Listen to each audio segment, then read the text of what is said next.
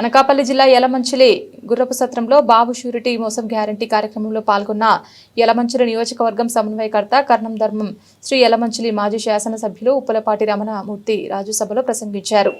బాబు చేసిన హామీలు నెరవేర్చకుండా ప్రజలను మోసం చేశారని స్థానిక నాయకులు ఈ విషయాన్ని గడప గడపకు వెళ్లి ప్రజలకు తెలియజేయాలని పిలుపునిచ్చారు. వైఎస్ఆర్సీపీ నాయకులు నియోజకవర్గ ప్రజలు నన్ను ఆశీర్వదించాలని, అందరికీ అందుబాటులో ఉండి మంచి నాయకుడిని అనిపించుకుంటారని తెలిపారు. అనంతరం పార్టీ ఆఫీసులో మీడియాతో మాట్లాడారు. ఈ కార్యక్రమంలో MPP Bodupu Govindu, municipal vice chairman Bezawada Nageswararao, Arapu Gupta, senior నాయకులు బొద్దపు ఎర్రయ్య దొర కార్యకర్తలు పాల్గొన్నారు.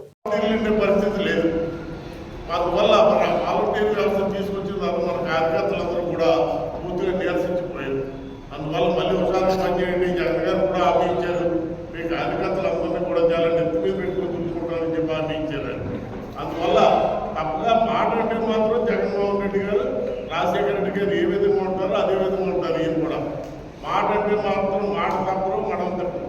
అందువల్ల దయచేసి మరి మీ అందరూ ప్రతి కార్యకర్త ఇప్పుడు నుంచి పూర్తిగా కష్టపడిపోతే అప్పుడు వచ్చే నేర్చుపడిపోతారు. అలా కాదు, ఒక మాదిరి కొంచెం ఎందుకంటే గ్రామాల్లో ఎక్కడంతా వ్యతిరేకత ఉందని సగం తెలుసు.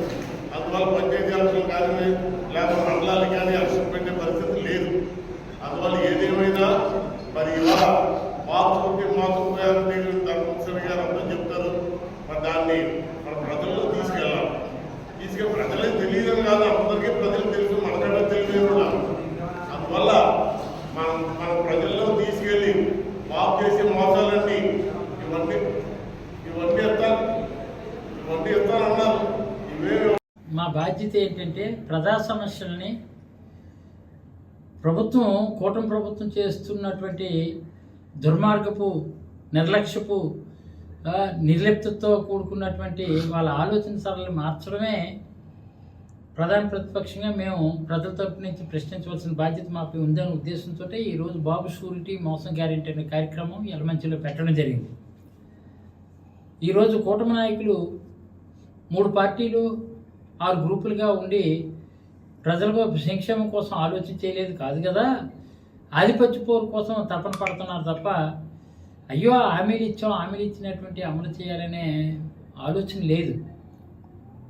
100% కూడా ఇక్కడ ఆ రోజు SEZ వరకు మనం చూసుకున్నట్లయితే APICC ద్వారా ల్యాండ్ ఎక్వైర్ చేసినప్పుడు దాన్ని పర్యావరణం పరిరక్షించడం కోసం, పచ్చదనం కోసం గ్రీన్ బెల్ట్ ఏరియా కింద 10% ఇవ్వాల్సింది ఇవ్వకపోగా అందులో ప్లాట్లు వేసేయడం, వాళ్ళ అనుయాయులకేమో అలాట్మెంట్ చేయడం, లేదు కొత్త పరిశ్రమకి ఏదైనా వస్తే కొన్ని తాయిలాలు తీసుకొని పరిశ్రమకి అది అలాట్మెంట్ చేయడం దుర్మార్గమైనటువంటి చర్య.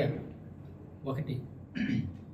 2, APICC అండర్లోకి వెళ్ళిన తర్వాత ల్యాండ్ కూడా నైట్ గ్రావెల్లో తరలించిపోయే కూటమి నాయకులు, జనసేన, తెలుగుదేశం వాళ్ళు ఎవరనేది వాళ్ళు చేసినటువంటి లారీ నెంబర్స్తో సహా జిల్లా అధికారులకి, కలెక్టర్ గారి దృష్టికి, జడ్ఎంకి వీళ్ళందరికీ మేము అందించడం జరిగింది. ఇంతవరకు యాక్షన్ లేదు, యాక్టింగే తప్ప యాక్షన్ కనిపించట్లేదు దాని మీద.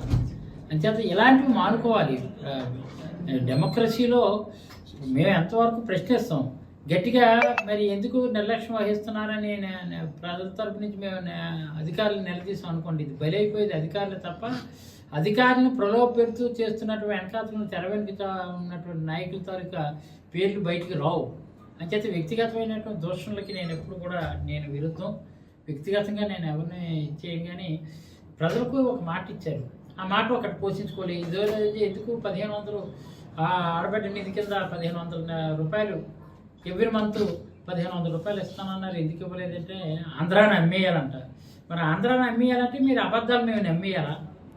మీరు చెప్పిన అబద్ధాలు మేము నమ్మేయాలా? లేదా అది మేము నిలదీసి అడిగితే ఆంధ్రాని అమ్మేయాలంటున్నారు. మరి మిమ్మల్ని రాజకీయంగా కుమ్మేయాలా లేదా రేపు పొద్దున్న?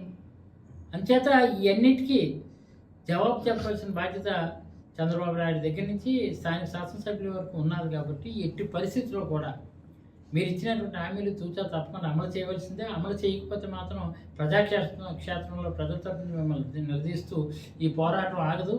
ఇది ఆరాటం కాదు, ఇది పోరాటం మాత్రమే. ఈ పోరాటం అనేది డెఫినెట్గా ఈ ప్రజల జీవితాలు, పేదల జీవితాలతో మీరు చెలగాటం ఆడితే మాత్రం మేము ఎట్టి పరిస్థితుల్లో ఎంత పోరాటానికి సిద్ధంగా ఉన్నామని మీడియా ముఖ్యంగా తెలియజేస్తున్నాం.